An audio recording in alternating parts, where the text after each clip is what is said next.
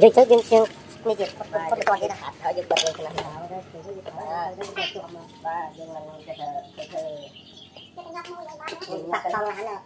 tôm lá nó cũng nhấp ra nó cũng chơi và bơi luôn má giờ đây đi bơi không đá cái giặt này tới bờ này có con này nó cái hơn trong cái ta bơi một thốn từ trên bờ này để nhấp vào cái này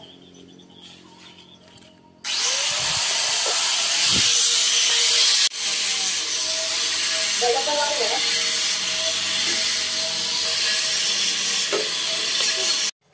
dừng nẹt tha chứ mình cũng chỉ nẹt thưa thế không phải bờm mà cho nẹt thưa đấy không kia tha thôi đây là tôi chuẩn đi rồi đắp muối chẳng á chẳng chẳng vậy là khó thế là dân thưa đắp bên lá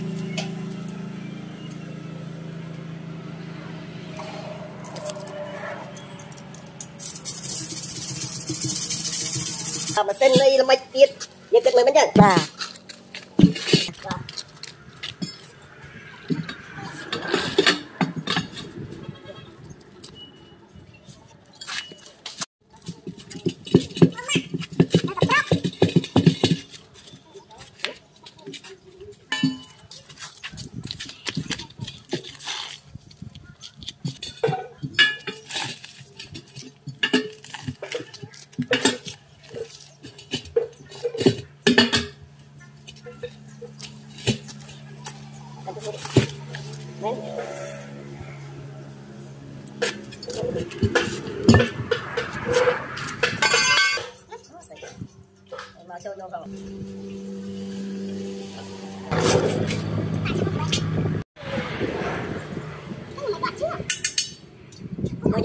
vô cái con này tao vào rồi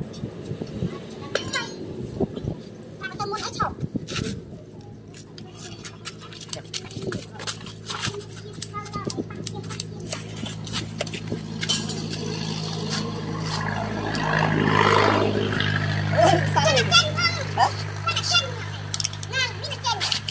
cá chô đây cá chô đi mà cá chô đi